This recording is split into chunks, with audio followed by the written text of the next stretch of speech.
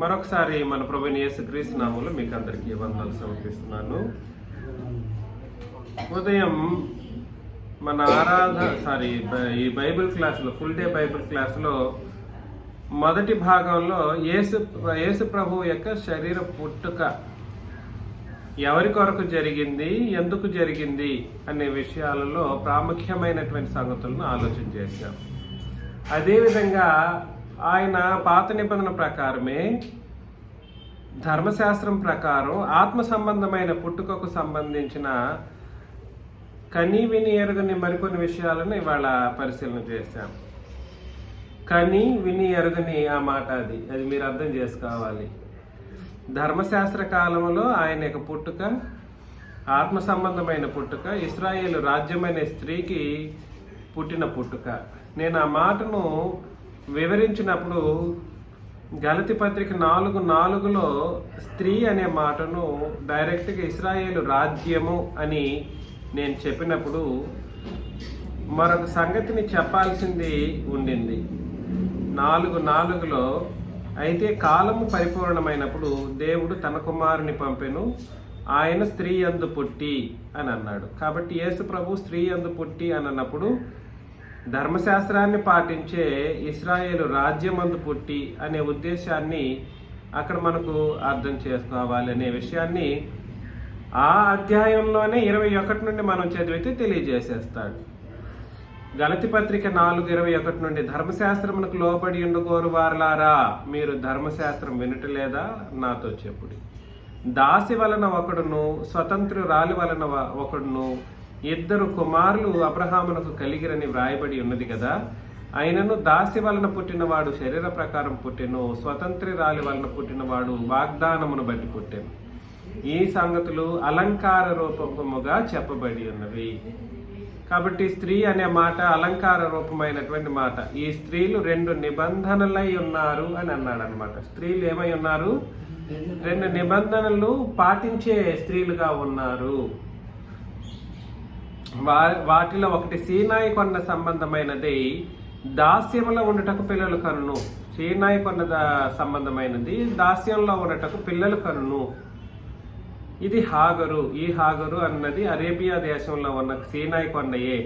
ప్రస్తుతం అందున్న యెరూషలేము దాని పిల్లలతో కూడా దాస్యమందున్నది. ఏ దాస్యం క్రింద ఉన్నది?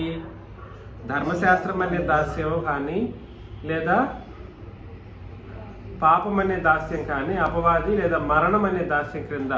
పాపము, ధర్మశాస్త్రము, మరణము, అపవాది, ఈ నాలుగు చేత, ఈ 4 చేత దాస్యంలో ఉన్నది ఎవరనంటే ఇశ్రాయేలు రాజ్యం అనే స్త్రీ. అందుకని అక్కడ అరణ్యంలో వెళ్ళిపోయిందని చదివాం కదా ప్రకటన గ్రంథంలో 12వ అధ్యాయంలో. అరణ్యంలో వెళ్ళడం అంటే అర్థం ఏమిటి అని అంటే దాస్యం క్రిందకి వెళ్ళిపోవటం అని అన్నమాట. అందులో ప్రాముఖ్యంగా 25వ వచనంలో 26లో, అయితే పైనున్న యెరూషలేము స్వతంత్రముగా ఉన్నది, అది మనకు తల్లి. సంఘానికి తల్లి ఎవరు? సంఘానికి తల్లి ఎవరు అని అంటే పరలోకం. అది దానికి ఏమని పేరు అని అంటే పైనున్న యెరూషలేము. క్రిందున్న భూమి మీద భౌతికమైనటువంటి యెరూషలేము లేదా దేవుని రాజ్యము, అది ఒక స్త్రీ. ఆ స్త్రీ యందు యేసు ప్రభు పుట్టారు అనే విషయాన్ని 4:4లో మీరు చదివారు. స్త్రీ యందు పుట్టడం అంటే మరియమ్మ తల్లి గర్భం నందు పుట్టడం అనే ఉద్దేశం కాదు. ఇక్కడ స్త్రీ అనే వాళ్ళు ఎవరో చెప్పేసి దాని వివరణను తెలియజేస్తా ఉన్నాడు. స్త్రీ ఎవరు అని అంటే 2 నిబంధనలకు సంబంధించినటువంటి రాజ్య సంగతుల విషయాన్ని క్లారిఫై చేయటం మనం అర్థం చేసుకోవాలి. అందుకని యేసు ప్రభువు ఆత్మ సంబంధమైన పుట్టుకను ఇశ్రాయేలీయుల్లో స్త్రీ అనేటువంటి ఒక రాజ్యంలో ఆయన పుట్టారనే విషయాన్ని మనం చాలా క్షుణ్ణంగా అర్థం చేసుకోవాలి. ఆయనకు ధర్మశాస్త్రంలో ఒక పుట్టుక, ఇశ్రాయేల్ రాజ్యంలో ఒక పుట్టుక ఉంది. అది ఆత్మ సంబంధమైన పుట్టుక. శరీర సంబంధాన్ని బట్టి పరిశుద్ధాత్మ వలన సర్వోన్నతుని దేవుని యొక్క శక్తి కమ్ముకొనుటను బట్టి మరియమ్మ ద్వారా మాంస రక్తములతో ఆయన పుట్టడం అనేటువంటి ఒక భౌతికమైనటువంటి పుట్టుక ఆయనకి ఉంది. అది ఎందుకొరకు అని అంటే ఇశ్రాయేలీలను ధర్మశాస్త్రాన్ని పాటించడం ద్వారా ఇశ్రాయేలీల్ని ధర్మశాస్త్రం నుండి, పాపము నుండి, తర్వాత అపవాది నుండి, మరణం నుండి విమోచించే ఒక కార్యక్రమం. అందుకని ఆయన ఏమని పేరు ఆయనకి? యేసు అనే పేరు. అందుకని ఆయన రక్షకుడు పుట్టాడు, రక్షకుడిగా వాళ్ళ కొరకు పుట్టారు అనే విషయాన్ని చదివాము. ఆత్మ సంబంధమైన పుట్టుక ఎందుకొరకు అనే విషయంలో కూడా ఆలోచన చేశామనంటే, ఎందుకొరకు ఆయన ఆత్మ సంబంధమైన పుట్టుక ఎందుకు జరిగింది అనేది మనం అర్థం చేసుకోవటానికి అపవాదిని ఓడించడం కొరకు ఆత్మ సంబంధమైన పుట్టుకను పుట్టారు. అపవాదిని ఓడించే కోణంలో ఆయన పుట్టారనే విషయాన్ని మనం ఆలోచన చేస్తాం. యేసు ప్రభు యొక్క పుట్టుకను క్రొత్త నిబంధన ప్రజలు ఏమని చూడాలి? ఎలాగా?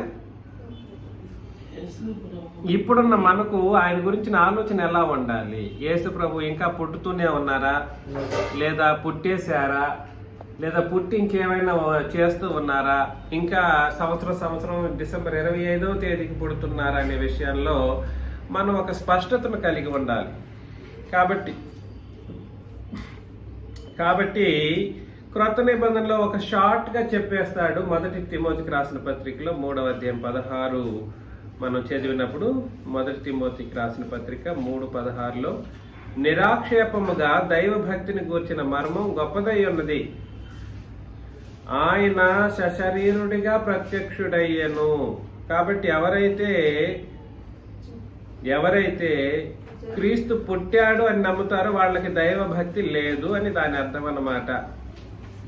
ఇంకా క్రీస్తు పుడుతూనే ఉన్నాడు అని, మన కొరకు పుట్టాడని ఇప్పుడు ఎవరైనా చెప్పేవాళ్ళు ఎవరైనా ఉంటే, లేదా సర్వలోకం కొరకు పుట్టారని చెప్పేవాళ్ళు ఎవరైనా ఉంటే, వాళ్ళు తప్పుడు ఆలోచనలో ఉన్నారు అని అర్థం. నేనెందుకు ఆ మాటను చెప్తున్నాడంటే, ఆయన అనే చోట గాడ్ అని రాయబడి ఉంటుంది. God has manifested in the flesh. English తెలియనోడు ఒకడు ఏం చేశాడంటే, మేనిఫెస్టెడ్ అనే మాటను మ్యానుఫ్యాక్చర్డ్ అని, యేసు ప్రభు సశరీరుడిగా మ్యానుఫ్యాక్చర్ అయ్యారన్నట్లు చెప్పడానికి ప్రయత్నం చేశాడు, నాతో డిబేట్ చేస్తూ.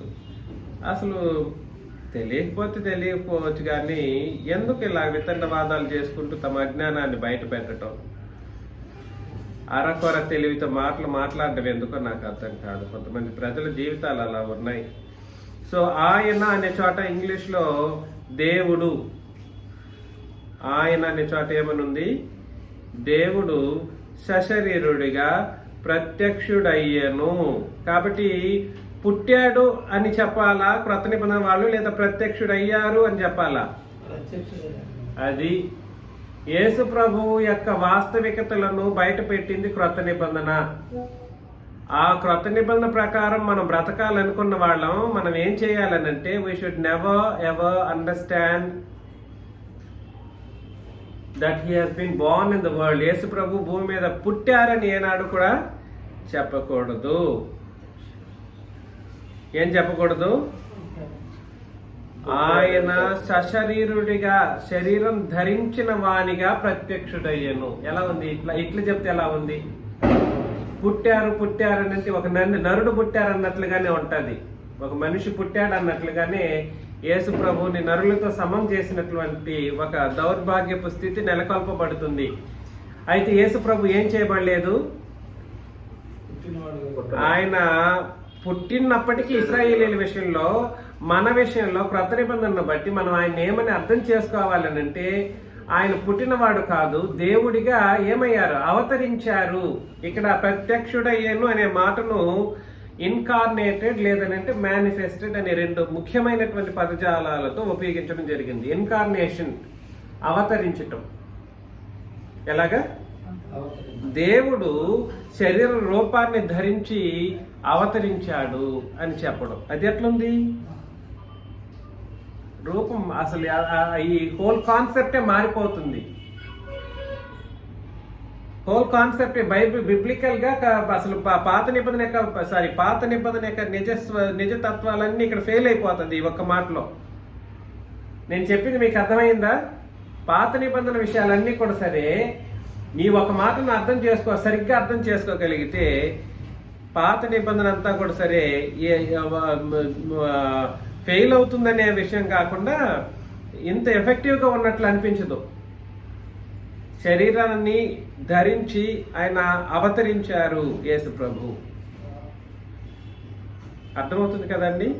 ఆ తర్వాత ఆత్మ విషయమున నీతిపరుడని తీర్పు నొందెను, దేవదూతలకు కనబడెను, రక్షకుడిని జనములలో ప్రకటింపబడిను, లోకమందు నమ్మబడెను, ఆరోహణుడై తేజోమయుడయ్యను అని అన్నాడు అనమాట. కాబట్టి క్రొత్త నిబంధన యొక్క వ్యూ యేసు ప్రభు యొక్క పుట్టుక మీద ఒక ప్రత్యేకమైనటువంటి వ్యూ ఉంది.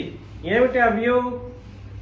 యేసు ప్రభువుని అర్థం చేసుకునే విషయంలో ఆయన పుట్టుకను లేదా ఆయన యొక్క ప్రారంభాన్ని, భూలోక ప్రారంభాన్ని సరైన విధానంలో క్రొత్త నిబంధన చెప్పింది. ఆయన పుట్టాడని కాదు చెప్పాల్సింది, మనం చెప్పాల్సింది, అనుకోవాల్సింది ప్రత్యక్షుడయ్యను అని చెప్పారు.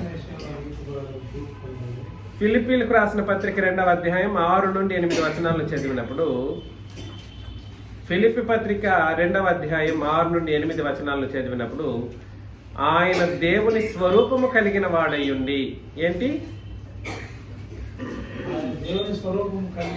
ఆయన దేవుని స్వరూపం కలిగిన వాడయ్యుండి దేవునితో సమానముగా ఉండుట విడిచిపెట్టకూడని భాగ్యమని ఎంచుకొనలేదు. కాబట్టి పుట్టక మునుపు సంగతి, భూమి మీద మనుషుల పోలికగా పుట్టి అని అన్నాడు కదా 7వ వచనం. మనుషుల పోలికగా పుట్టి, ఆ పుట్టుటకు మునుపు ఆయనకు స్థితి ఏమిటి? క్రీస్తు యేసు పుట్టుకకు మునుపు ఆయన స్థితి ఏమిటనంటే, ఆయనకు రూపం దైవ స్వరూపం, ఆయనకు తత్వం దేవునితో సమాన తత్వం. ఆయనకు రూపం ఏమిటి? దేవుని స్వరూపం లేదా దేవత్వము కలిగి ఉండటం పుట్టుకకు మునుపు. అదేవిధంగా ఆయన అన్ని విషయాల్లోనూ తండ్రితో సమానుడు, ఉండుట విడిచిపెట్టకూడని భాగ్యమని ఎంచుకొనలేదు. కానీ ఆయన ఏమయ్యారు? మనుషుల పోలికగా పుట్టి దాసుని స్వరూపమును ధరించుకొని తన్ను తానే రిక్తునిగా చేసుకొనెను. రిక్తునిగానంటే he made himself to zero. తన యొక్క సమస్తాన్ని, దేవత్వాన్ని వదిలిపెట్టారు, దేవునితో ఉన్న సమాన స్థితిని వదిలిపెట్టారు. ఎంతో అంటే దేవుడు అన్నవాడు సామాన్యమైనటువంటి భాగ్య భోగాలతో ఉండేవాడు కాదు. మనం ఊహించలేనంత భాగ్యాన్ని సహితం వదులుకొని ఆయన ఏం చేశారంటే, యేసు ప్రభు తన్ను తానే రిక్తునిగా చేసుకొనుటకు వచ్చారంట. అర్థమవుతుంది నేను చెప్పేది? అన్నిటినీ వదిలేశాడు. ఆయన వదిలి వచ్చాడనే మాటను మీరు అర్థం చేసుకోవాలి. ఆయన ఆకారమందు మనుష్యుడిగా కనబడి, ఆకారమందు చూడడానికి మనుషుడిగానే కనబడి, మరణము పొందినంతగా అనగా శిలువ మరణం పొందినంతగా విధేయత చూపిన వాడి తన్ను తానే తగ్గించుకొనిను అని అన్నాడు. కాబట్టి మనం ప్రభువైన క్రీస్తు యేసును అర్థం చేసుకోవాల్సినది ఏమిటనంటే, ఆయన మనుషుల పోలికగా పుట్టి దాసుని స్వరూపం ధరించుకున్నాడు, దేవుని స్వరూపాన్ని విడిచిపెట్టాడు, దాసుని స్వరూపాన్ని పొందుకున్నాడు, దేవునితోనే సమానంగా ఉన్నటువంటి స్థితిని సైతం వదిలిపెట్టి వేసి నీ కొరకు నా కొరకు మనుషుల పోలికలో పుట్టాడు. పోలికలో పుట్టడం, మనుషుల పోలికగా పుట్టడం. వాస్తవానికి ఆయన రూపం ఏమిటి? దేవుని స్వరూపం. అందుకని ఆయన పుట్టుక విషయంలో మార్పులు ఇక్కడ జరిగిపోతుంది. మనుషుల పోలికగా పుట్టి దాసుని స్వరూపం ధరించుకొని తను తానే రిక్తునిగా చేసుకున్నాడు. అంటే తన సమస్త భాగ్య భోగాలన్నిటినీ విడిచిపెట్టేసి వచ్చాడు. సిలువనే త్యాగంగా అనుకుంటున్నారు. సిలువనే త్యాగం కాదు. సిలువనే గొప్ప కార్యక్రమం అనుకుంటుంటారు. కాదు. ఈ వచనం యొక్క ముఖ్య ఉద్దేశం మీరు అర్థం చేసుకోవాలి. ఆయన పుట్టుక మానవుల కొరకు, సమస్త మానవుల యొక్క పుట్టుకకు సంబంధించిన విషయంలో దాగి ఉన్న పరమార్థం ఏమిటనంటే, ఒక్క సిలువలో ప్రాణం పెట్టడమే గొప్ప కాదు. ఆయన స్వరూపాన్ని, దేవుని స్వరూపాన్ని విడిచిపెట్టటము, అదేవిధంగా దేవునితో సమానముగా ఉండేటువంటి భాగ్యాన్ని సహితం విడిచిపెట్టడం సిలువలో ఆయన తన ప్రాణం పెట్టినంత గొప్పది. నేను చెప్పింది మీకు ఏమైనా అర్థమైందా? సిలువ కేంద్రంగా మనకు ఉన్నప్పటికీ కూడా సరే, ఆయన పుట్టుకకు మునుపు ఉన్నటువంటి పరిస్థితుల్లో యేసు ప్రభువు తన దేవ స్వరూపాన్ని, దేవునితో సమానంగా ఉన్న స్టేటస్ని విడిచిపెట్టి రావడంలోనే ఆయన ఎంత గొప్పవాడో మీరు అర్థం చేసుకోవాలి.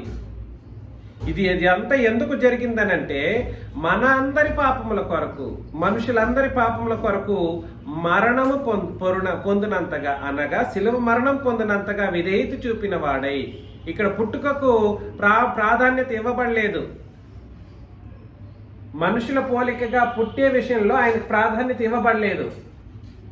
ఆయన ప్రాధాన్యత రెండు ముఖ్యమైనటువంటి విషయాలను తెలియజేస్తుంది. ఆయన విషయంలో, క్రీస్తు విషయంలో ఆయన మనుషుల పోలికగా పుట్టకకు మునుపు రెండు సంగతులను విడిచిపెట్టేశాడు. ఏమేమిటి?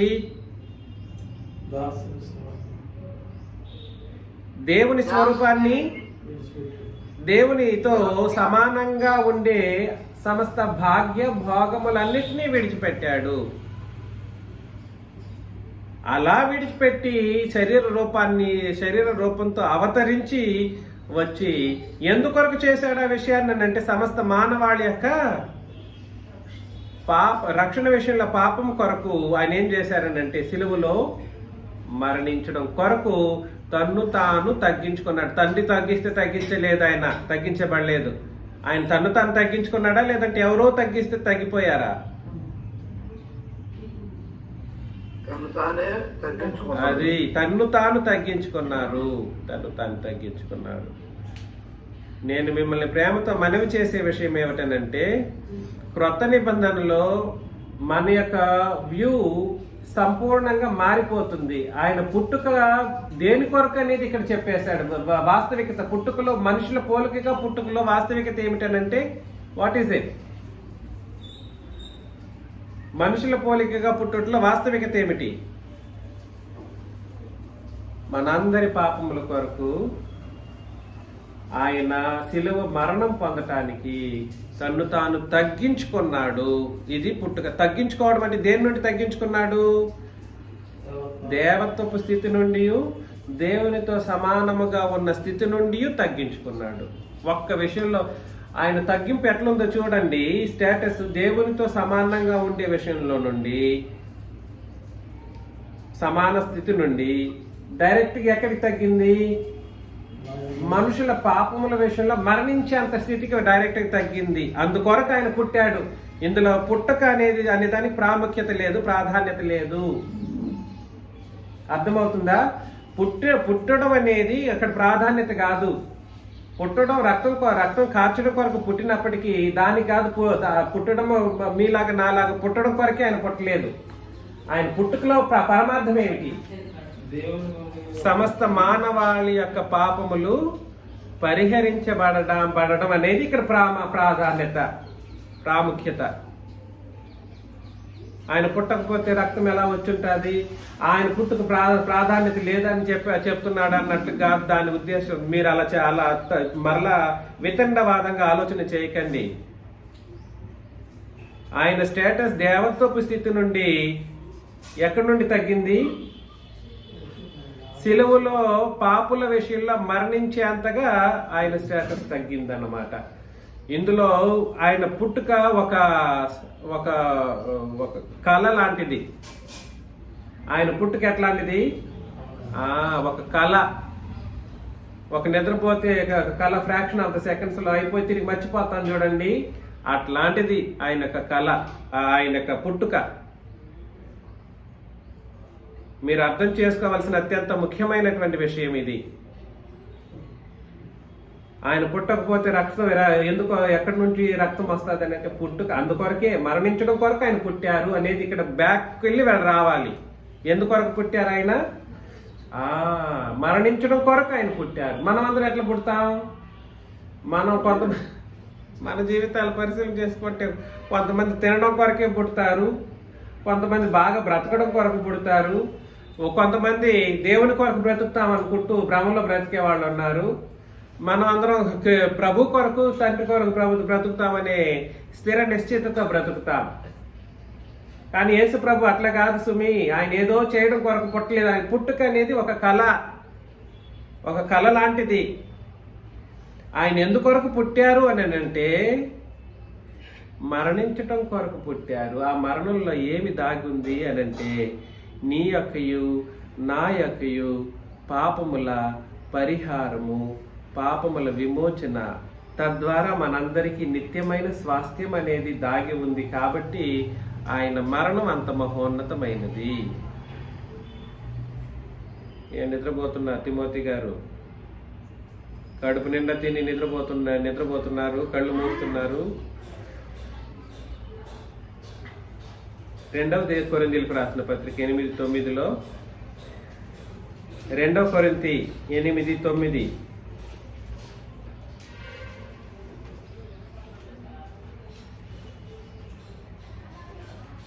ఇక్కడ పుట్టుకనే తీసేశాడు. డైరెక్ట్గా ఎక్కడి నుండి ఎక్కడికి తగ్గించబడ్డాడో చదివేస్తాం. మీరు మన ప్రభువైన యేసుక్రీస్తు కృపను ఎరుగుదురు కదా. ఏమిటో ఆయన కృప? ఆయన ధనవంతుడయ్యుండి, ఎక్కడ ధనవంతుడు? డబ్బు కోట్లు పెట్టుకుని ధనవంతుడా? ఏంటండి? కోట్లు పెట్టుకుని ధనవంతుడా? కాదు. ఈ ధనం అనే మాట ఆత్మ సంబంధమైనటువంటి మాట. ఆయన ధనవంతుడయ్యుండి మీరు తన దారిద్ర్యము వలన ధనవంతులు కావాలనని మీ నిమిత్తము ఆయన ఏమయ్యాడు? దరిద్రుడాయను. ఈ మాట ఎప్పటికీ అర్థమవుతుందా మనుషులకి? ఇంకా పుట్టుక గురించి ఊగలాడుతూ ఏడుస్తామన్నారు. ఆయన ఎందుకు దరిద్రుడాయను అనే విషయం చెప్పాడు ఇక్కడ డైరెక్ట్ గా. కారణం ఏమిటి?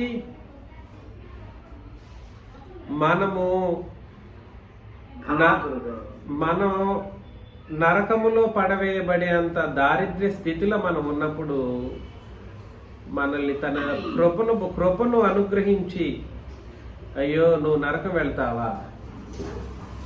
నువ్వు నరకం వెళ్ళటానికి వీల్లేదు. నీకేం కావాలి? నీకు ధనం కావాలి. ఇదిగో నా దగ్గర ఉన్న ధనమంతా నీకు ఇచ్చేస్తున్నాను, నువ్వు తీసేసుకో, నువ్వు నరకం వెళ్ళొద్దు అనడం కొరకంట ఆయన దరిద్రుడు అయ్యాడంట మనకి ఇచ్చేసి. ఆయన ధనమంతా ఎవరికి ఇచ్చేశారు? మనకిచ్చేశారు. అంటే భాగ్యభోగ విషయాలన్నీ కూడా ఎక్కడ వదిలేశాడు? పరలోకంలోనే వదిలేసి భూమి మీదకి ఆయన వచ్చారు. ఇక్కడ పుట్టుక ఏమన్నా ఉందా? పుట్టుకకు సంబంధించి ఇక్కడ ఏం చెప్పాడు? మరలా కొరింథీయులకు రాసిన మొదటి పత్రిక 15వ అధ్యాయం 47 నుండి 49 వచనాలు చదివినప్పుడు, 1 కొరింథీ 15:47 నుండి 49 వచనాలు చదివితే, మొదటి మనుషుడు భూ సంబంధి అయి మంటి నుండి పుట్టినవాడు. ఏ మొదటి మనుషుడు? ఆదాము అనబడినటువంటి మొదటి మనుషుడు భూ సంబంధి అయి మంటి నుండి పుట్టినవాడు. రెండవ మనుషుడు పరలోకం నుండి వచ్చినవాడు. ఇంకా పుట్టాడా? ఎంతకాలం ఈ అబద్ధ మాటలు? ఆయనకు ఒరిజినాలిటీ గుర్తించలేకనే పోతుంది నేటి క్రైస్తవ్యం. అది అబద్ధ క్రైస్తవ్యం. మీరైనా కూడా సరే మీ వ్యూలు మార్చుకోవాలి. మీ మీ ఆలోచన విధానాలు క్రీస్తు పట్ల మార్చేసుకోవాల్సిన పరిస్థితులు ఉన్నాయి. ఆయన మొదటి మనుషుడు భూ సంబంధి అయిన వాడు కాబట్టి వాడు ఏమయ్యాడు? పుట్టినవాడు ఆయన. రెండవ మనుషుడు పరలోకము నుండి వచ్చినవాడు. మంటి నుండి పుట్టినవాడు ఎట్టివాడు? మంటి నుండి పుట్టిన వారును అట్టివారే. మనం కూడా అట్టివారమే. పరలోక సంబంధి ఎట్టివాడో, పరలోక సంబంధి అయిన వాడు ఎట్టివాడో పరలోక సంబంధులను అట్టివారే. మరియు మనము మంటి నుండి పుట్టిన వాని పోలికను ధరించిన ప్రకారం పరలోక సంబంధి పోలికయు ఇందుకొరకు ఆయన పరలోక సంబంధిగా భూమి మీదకి వచ్చారు. ఆయన పుట్టినవాడని మనం ఊహ ఆలోచన చేయకూడదు. ఆయన ఏమయ్యారు? పరలోకం నుండి వచ్చెను. పరలోకం నుండి ఏమయ్యారు ఆయన? అది ఇంకా పుట్టినంటా ఉంటారు. యేసు ప్రభు మనమందరం మంటి నుండి పుట్టినవారు, ఆదాముతో సహా మంటి నుండి పుట్టినవాడే. అయితే ఇక్కడ పరిస్థితి ఏమిటి? యేసు ప్రభు అలా పుట్టినవాడు కాదు. మరేమి ఆయన? పరలోకం నుండి వచ్చినవాడు, సశరీరుడిగా అవతరించినవాడు. సశరీరుడిగా అవతరించాడు. నేను చెప్పే ఈ మాటలు మీకు అర్థమవుతున్నాయా? ఆ పుట్టుక కేవలం మరణించటం కొరకే. క్రీస్తు యొక్క పుట్టుక కేవలం దేని కొరకు? మరణించటం కొరకు. ఎవరి విషయంలో? సర్వలోకం విషయంలో, ఇశ్రాయేలీయుల విషయంలో ధర్మశాస్త్రం నుండి విమోచించడం కొరకు ఆయన పుట్టారు. అర్థమవుతుందా? ఆయన పుట్టుక అనేది ఇశ్రాయేలీయుల కొరకే.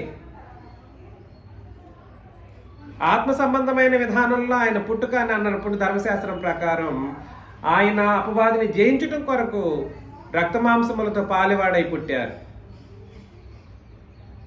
అయితే సంఘం విషయంలో లేదా క్రొత్త నిబంధన కాలంలో ప్రభువైన క్రీస్తు యేసును మనం ఇంకనూ అలాగా చూడటానికి లేదు. అపోస్తలులు చెప్పారు, మీరు చదివారు. మొదట్లో ఏమని చదివారు? ఆయనతో పాటు మేము శరీరధారులమై ఉన్నప్పటికీ సైతం ఆయన ఎప్పుడు శరీరరీతిగా మేము ఎరగము. ఇప్పుడు ఎలా ఎరగలేదు? వాళ్ళు శరీరరీతిగా ఎరగలేదు. ఇక మీదటి ఎరగబోం. ఇంకా పుట్టాడా? ఇంకెంతకాలం పుట్టాడు? 2000 సంవత్సరాలు అయిపోయింది కదా ఆయన పుట్టి. అది ఇశ్రాయేలీయుల కొరకు పుట్టాడు. మన కొరకైతే ఆయన మరణించడం కొరకే పుట్టి అయిపోయింది. ఆయన మరణాన్ని మనం కేంద్రంగా పెట్టుకొని బ్రతకాలి.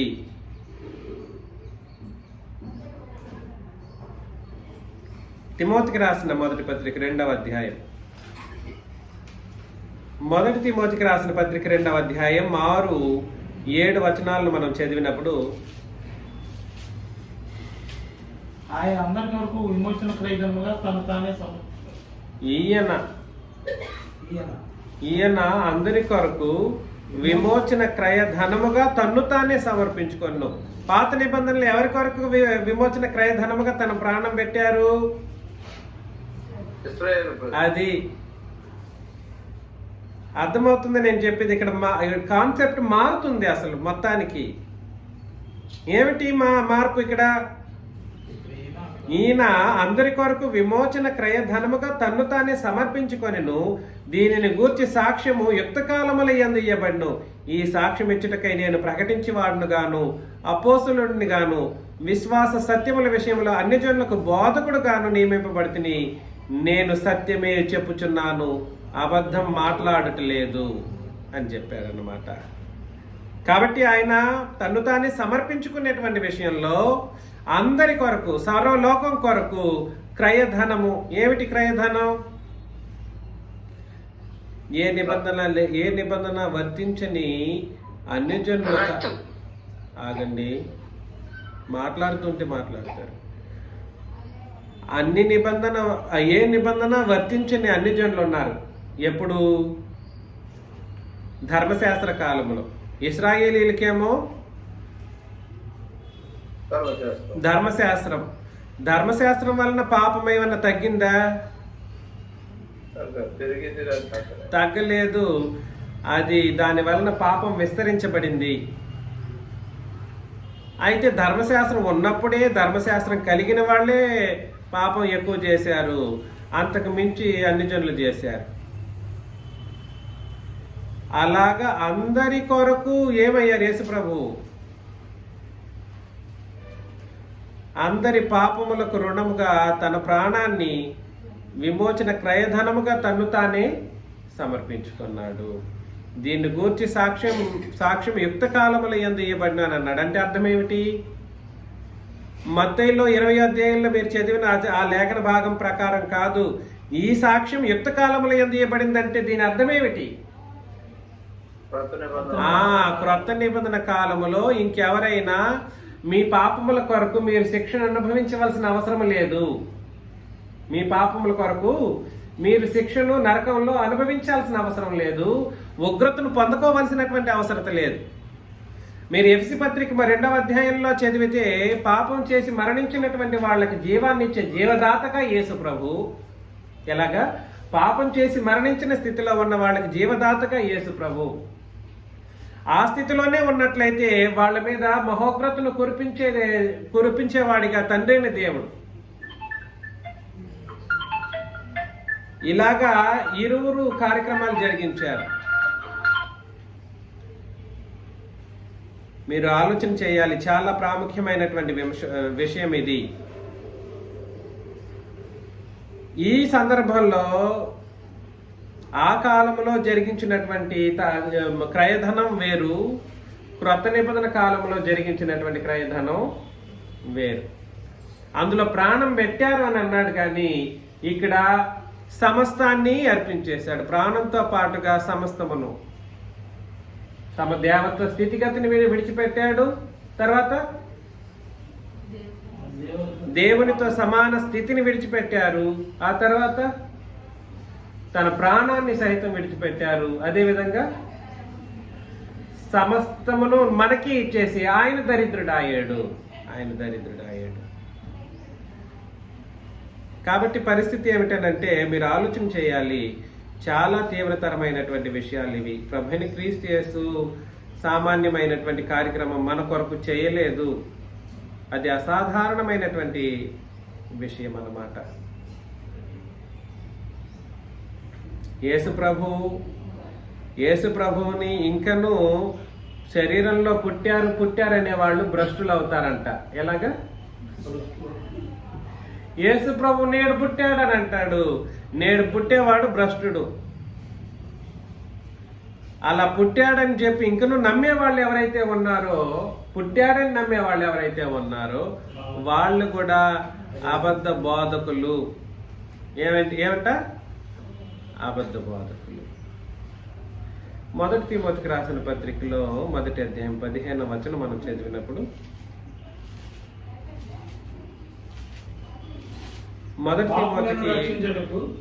1 తిమోతికి 1వ అధ్యాయం 15, పాపులను రక్షించుటకు క్రీస్తు యేసు లోకమునకు వచ్చెను.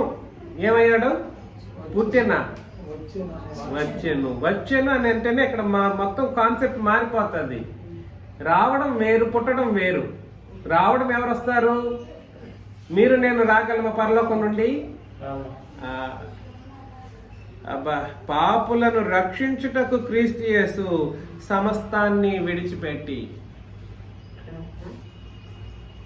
దరిద్రుడై పరలోకము నుండి ఈ భూలోకానికి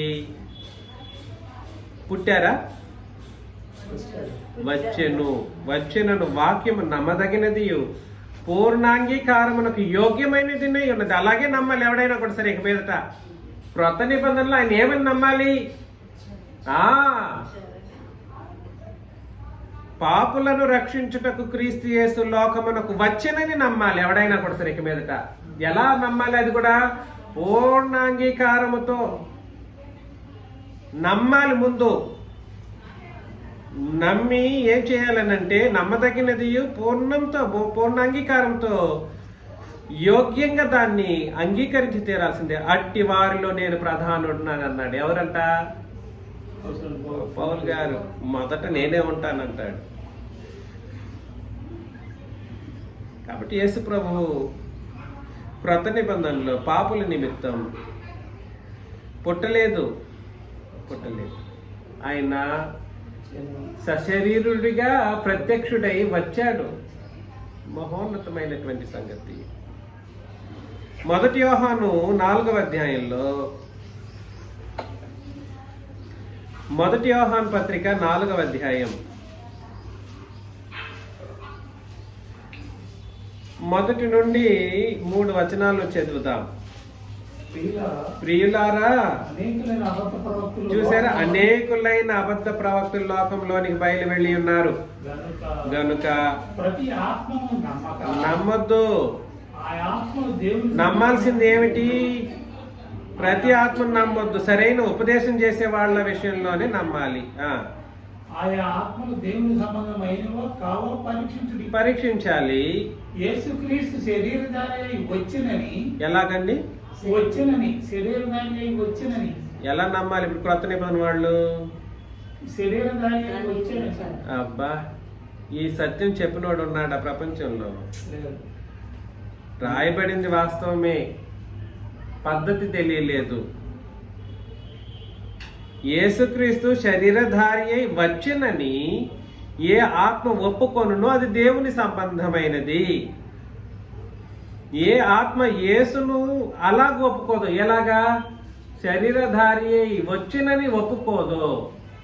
వచ్చెను అని అనడం వేరు, పుట్టెను అని అనడం వేరు. వ్యత్యాసం గుర్తించండి. ఏ ఆత్మ యేసును ఒప్పుకొనదో అది దేవుని సంబంధమైనది కాదు. దీనిని బట్టి దేవుని ఆత్మను మీరు ఎరుగుదురు. క్రీస్తు విరోధి ఆత్మ వచ్చునని మీరు వినిన సంగతి ఇదే. ఇది వరకే అది లోకములో ఉన్నది. అంటే యేసు ప్రభు శరీరాన్ని బట్టి పుట్టాడు. అవన్నీ ఎట్లాంటి ఆత్మలు? క్రీస్తు విరోధి ఎలాంటి ఆత్మలు అవి? విరోధి ఆత్మలు. వాళ్ళందరూ ఎలాంటి వాళ్ళు? ఎలాంటి బోధనలు వినేవాళ్ళనంటే అబద్ధ బోధనలు వినేవాళ్ళు, తప్పుడు సిద్ధాంతాన్ని అంగీకరించిన వాళ్ళు. కానీ ఎక్కడా కూడా సరే క్రైస్తవుల కొరకు యేసు ప్రభు పుట్టాడు అని ఎక్కడన్నా ఒక వచనం ఉందా? క్రైస్తవుల కొరకు యేసు ప్రభు పుట్టారని ఒక్క వచనం ఉందా? లేదు. ఆయన క్రైస్తవులను తయారు చేయటం కొరకు తన ప్రాణము పెట్టారు. సమస్త పాపుల కొరకు ఆయన సమస్త ప్రాణాన్ని పెట్టడంతో పాటుగా పరలోకంలో దేవత్వపు సమాన స్థితిని విడిచిపెట్టారు. దేవ స్వరూపాన్ని సైతం, రూపాన్ని విడిచిపెట్టాడు, ఆ తత్వాన్ని విడిచిపెట్టాడు. రెండింటిని విడిచిపెట్టి తన ప్రాణాన్ని సైతం విడిచిపెట్టేశాడు. అంతకంటే మహోన్నతమైన కార్యక్రమం ఇంకేమైనా ఉందా? ఈ స్థితిని ఇలా జరిగించాడని పాత నిబంధనలు ఎందుకు చెప్పలేకపోయాడు? మత్తయి, మార్కు, లూకా, యోహాను సువార్తల్లో సైతం ఆయన విడిచిపెట్టినటువంటి ఆయన దేవత్వపు స్థితిని కానీ దేవత్వపు సమాన స్థితిని కానీ విడిచిపెట్టాడు అనే విషయాన్ని అక్కడ ఎందుకు చెప్పలేకపోయాడు?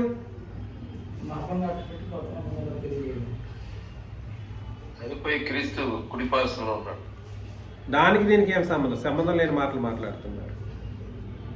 ఎందుకు చెప్పలేకపోయాడు అని అంటే క్రీస్తు యొక్క వాస్తవికతలను గుర్తించే పద్ధతి కేవలం క్రొత్త నిబంధనలోనే పెట్టాడు. ఎక్కడ పెట్టాడు? ఆయన వాస్తవికతలు ఎక్కడ దాచిపెట్టాడు? అప్పటి వరకు అవన్నీ ఎలా ఉంచబడాలి? మర్మముగా ఉంచబడాలి. ఇది విశ్వాసపు క్రియ, ఇది విశ్వాసపు ఆలోచన విధానం. మత్తయి, మార్కు, లూకా, యోహాను సువార్తల్లో యేసు కనబడ్డారు. ఆయన జరిగించిన కార్యక్రమాలు గొప్పవి, మహోన్నతమైనవి, వాటిని మనం కూడా పాటించాలనే వాళ్ళు ఇవాళ అనేకులు ఉన్నారు. సర్వ ప్రపంచం ఉంది అలాగే తప్పుడు సిద్ధాంతాలతో తమ జీవితాలను వెళ్ళబుచ్చుకొని కోట్లకు కోట్లు సమకూర్చుకొని బ్రతికేవాళ్ళు. ఇప్పుడు నేను వెళ్ళి యేసు ప్రభు లాంటి మనసు మనకు కూడా ఉండాలి, ఆయన దరిద్రుడైన ప్రకారం మనం కూడా దరిద్రుడు రండి అని పిలిచి వస్తారండి? ఆయన మనసు మనకు కూడా ఉండాలి, రండి మనం కూడా ప్రాణం పెడదామంటే వస్తారు ఎవరైనా?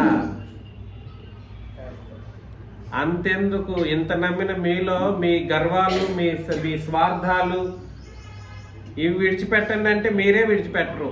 నేను విడిచిపెట్టడానికి ఎంత అతలాపతలం అవుతా ఉన్నాం. విడిచిపెట్టవలసినవి ఏవేవో అవి విడిచిపెట్టడానికి అంతా కష్టాలు పడతా ఉన్నాం.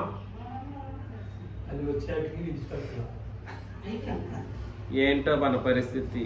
యేసు ప్రభు యొక్క వాస్తవికతలు ఇది అన్నమాట. 2వ యోహాను పత్రిక 1వ అధ్యాయం 7వ వచనం. నేను మేడ మీదనే ఉంటానంటారు ఒక్కొక్కరు. దిగిరండి అయ్యా. 2వ యోహాను 1వ అధ్యాయం 7.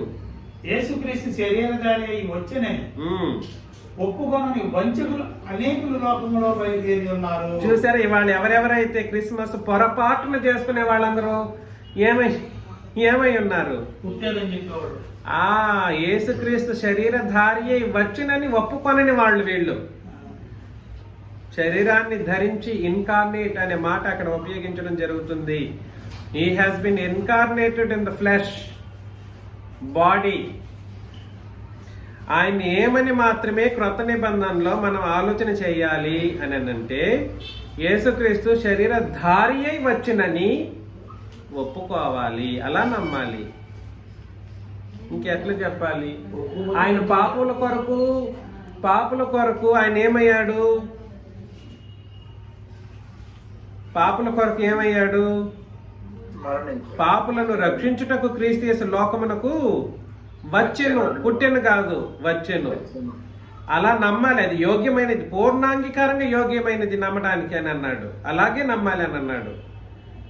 మరి వచ్చెను అనే మాటను కాకుండా పుట్టెను లేదా ప్రత్యక్షుడైన మాటను కాకుండా ఇంకేదైనా ఆయన ఇంకా పుట్టాడు, బాలయేసు. ఆ తర్వాత semi Christmas, youth Christmas, semi క్రిస్మస్లు, లేడీస్ క్రిస్మస్ ఉంది.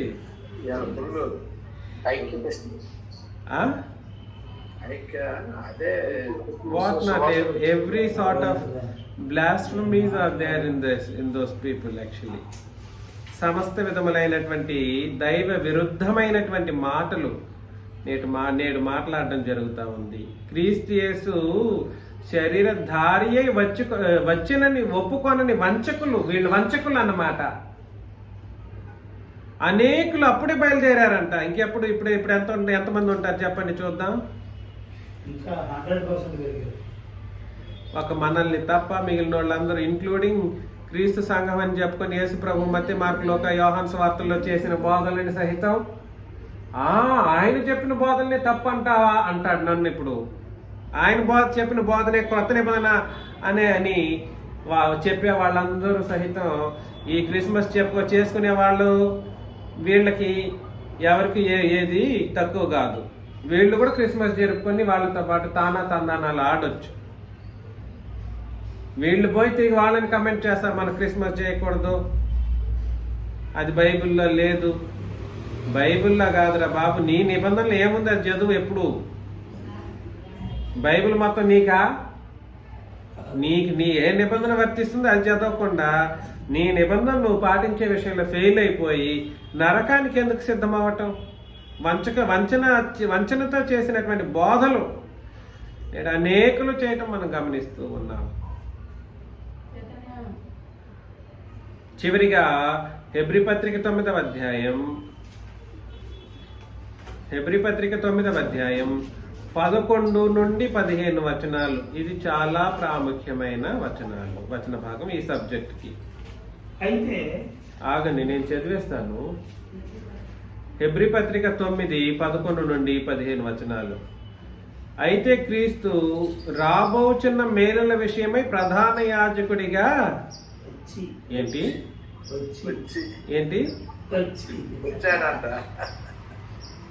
ప్రధాన యాజకుడిగా వచ్చాడు. ఆయన రూపంలో మరొక రూపం ఏమిటో తెలుసా?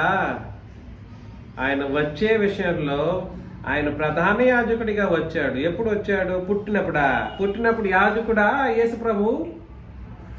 ఆయన గోత్రంలోనంట, ఆయన గోత్రంలో పుట్టిన వాడు ఎవడును బలిపీఠం మీద ఏం చేయలేదు, సేవ చేయలేదంట. యేసు ప్రభు గోత్రికుడు ఏ గోత్రం అయింది పుట్టినప్పుడు? యూదా గోత్రం. యూదా గోత్రికులు బలిపీఠం దగ్గరికి వెళ్ళి బలులు సమర్పించి సేవ చేసే కార్యం అంతవరకు చేయలేదంట, చేయకూడదు కూడా. మరి ఈయన ఎక్కడి నుండి వచ్చాడు?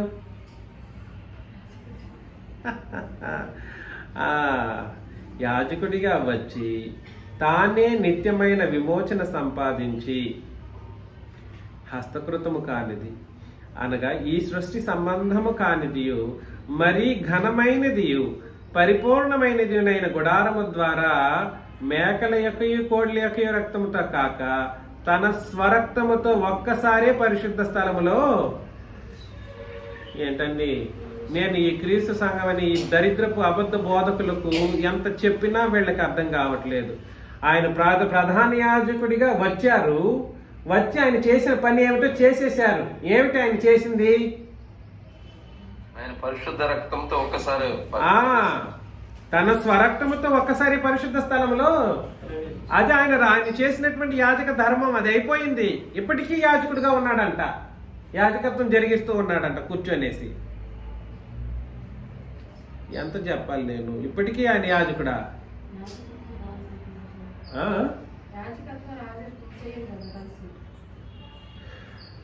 ఆయన రాజరికము, ఆయన యాజకత్వం అనేది ఒక్కసారి చేసి ముగించబడింది. కాకపోతే ఆయన జరిగించినటువంటి బలి సదాకాలము నిలుచు. ఎన్ని బలి? ఆయన బలి ఎన్ని బలులు? ఎంతకాలం నిలిచే బలి? సదాకాలం, ఎల్లప్పుడు యుగాలు నిలిచే బలి. సదాకాలం అనేది భూమి మీద ఉన్నంత వరకు అని అర్థం అనమాట. మరలా తిరిగి పరలోకానికి తీసుకెళ్ళకండి. సదాకాలం అనే మాట ఎక్కడి వరకు అని? భూమి మీద భూ నివాస కాలం ఎంతకాలం అయితే ఉందో అంతకాలం. క్రీస్తు శిలువ నుండి సదాకాలం. ఎక్కడి నుండి? క్రీస్తు శిలువ నుండి భూ నివాస కాలం ఎంతకాలం అయితే ఉందో అంతకాలం వరకు కూడా ఏమై ఉందని అంటే సదాకాలం నిలిచే ఒక్క బలి. ఆ బలి అర్పించి, ఆ అర్పించడం కొరకు ఆయన ఏమయ్యారు? ప్రధాన యాజకుడిగా వచ్చి. కాబట్టి ఇక్కడ కూడా ట్విస్ట్ ఉంది, ఇక్కడ కూడా ట్విస్ట్ ఉంది. ఆయన ప్రధాన యాజకుడు అవడానికి అవకాశం లేదు యూదా గోత్రం ప్రకారం అయితే. యూదా గోత్రం ప్రకారం అయితే ఆయన ప్రధాన యాజకుడు కాలేడు. మరి ఎవరు అవుతారు? యూదా ఆ కాలం వాళ్ళలో లేవీలు అవుతారు. లేవి గోత్రికులు మాత్రమే ప్రధాన యాజకులు అవుతారు. ఈయన పుట్టిందేమో యూదా గోత్రికులు.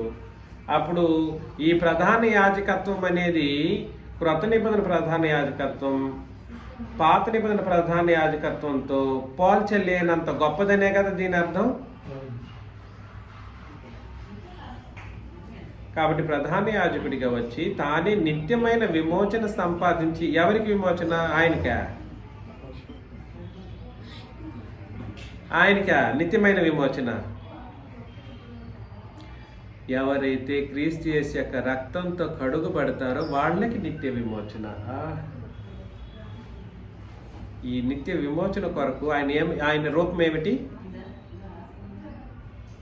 నిత్యమైన విమోచన నీకు నాకు అర్పించడానికి ఆయన ఎత్తిన రూపం ఏమిటి? అది నీ కొరకు, నా కొరకు, సమస్త లోకం కొరకు, వాళ్ళందరికీ ఎంతమంది వస్తే రాని వాళ్ళందరికీ నిత్య విమోచన క్రొత్త నిబంధన ప్రకారం జరిగితే, ఆ జరిగించడం కొరకు ఆయన ఏమై వచ్చి ఆయన యొక్క రూపం ఏమిటనంటే ప్రధాన యాజకుడిగా పుట్టి కాదు మరలా. కాబట్టి పుట్టుకకు అతీతమైనది క్రొత్త నిబంధనలోని విషయాలు. ఆయన యొక్క నిజ స్వరూపము ఆయన భౌతికమైన పుట్టుకకు ముడి పెట్టలేనంత మహోన్నతమైనది. ఎలా చెప్పాలి నేను, నాకు మాటలు రావట్లేదు ఇంకా చెప్పడానికి. 13 ఏలి అనగా మేకల యొక్కయు ఎడ్ల యొక్కయు రక్తము మైలపడిన వారి మీద ఆవు దూడ బూడిద చల్లుటయు శరీర శుద్ధి కలుగునట్లు వారిని పరిశుద్ధ పరిచిన ఎడలా నిత్యుడగు ఆత్మ ద్వారా తన్ను తాను దేవునికి నిర్దోషినిగా అర్పించుకున్న క్రీస్తు యొక్క రక్తం నిర్జీవ క్రియలను విడిచి జీవం గల దేవుని సేవించుటకు మీ మనస్సాక్షిని ఎంతో ఎక్కువగా శుద్ధి చేయను. కాబట్టి ఆయన వచ్చింది ఎందుకొరకు అని అంటే, పుట్టింది కాదు, వచ్చింది ఎందుకొరకు అని అంటే, నిన్ను నన్ను డైరెక్ట్ గా పరలోకంలోనే వెళ్లే అంత మహోన్నతమైన పరిశుద్ధతను ఇవ్వడం కొరకు ఆయన వచ్చారు. పుట్టాడు కాదు, వచ్చారు.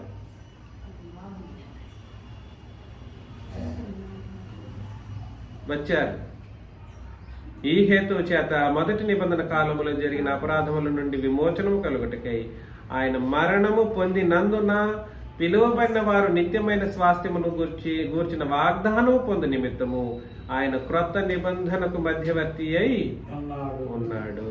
ఎందుకొరకు వచ్చారు యేసు ప్రభు? క్రొత్త నిబంధనకు మధ్యవర్తిత్వం చేసి నిన్ను నన్ను తన మరణం ద్వారా పిలువబడిన వారు అన్నాడు. ఈ పిలువబడిన వాళ్ళు ఏం చేయాలి? నిత్యమైన స్వాస్థ్యమును గూర్చిన వాగ్దానం పొందుకోవాలి. భూమి మీదనే ప్రామిస్ చేస్తాడు. నా మరణాన్ని బట్టి వచ్చావనుకో, ఇదిగో నా నిబంధన, క్రొత్త నిబంధన ఉంది కదా, దానికి నేనే మధ్యవర్తిని. నీకేం కావాలి? నిత్యమైన స్వాస్థ్యం కావాలా? ప్రామిస్ నేను ఇస్తాను. అర్థమవుతుంది నేను చెప్పేది? కాబట్టి పరలోకం పోవాలనుకున్న వాళ్ళకి ఒకటే నిబంధన. ఏ నిబంధన? క్రొత్త నిబంధన. అందులో ఏం జరుగుతుందంటే ఎన్ని పాపాలు చేసి ఉన్నా అన్ని అపరాధముల నుండి విమోచనము కలుగుతుంది. అన్ని పాపాలకి విమోచన కలుగుతుంది. విమోచన కలగడంతో పాటుగా నిత్యమైనటువంటి స్వాస్థ్యమును కూర్చున్నటువంటి వాగ్దానాన్ని ఇస్తాడు భూమి మీదనే. ఆ నిబంధనకు బద్దులై బ్రతికితే యుగ యుగాలు తనతో పాటు తీసుకెళ్ళిపోతాడు. యుగ యుగాలు తనతో పాటు ఉండడానికి తీసుకెళ్తాడు. లేదంటే నరకంలో వెళ్ళి అదే యుగ యుగాలు బాధపడుతూ ఏడుపు వచ్చినా ఆపలేని స్థితి, దుఃఖం వచ్చినా తట్టుకోలేనటువంటి బాధ, వేదన, అరుపులు, కష్టంతో అరుపులు అన్నమాట. అగ్నితో మండుతూ ఉంటే కష్టంతో అరుపులు, ఇట్లాంటివి. ఏది కావాలో మీరు చూస్ చేసుకోండి. మీకు అందరికీ క్రీస్తు యేసు నామములో వందనాలు.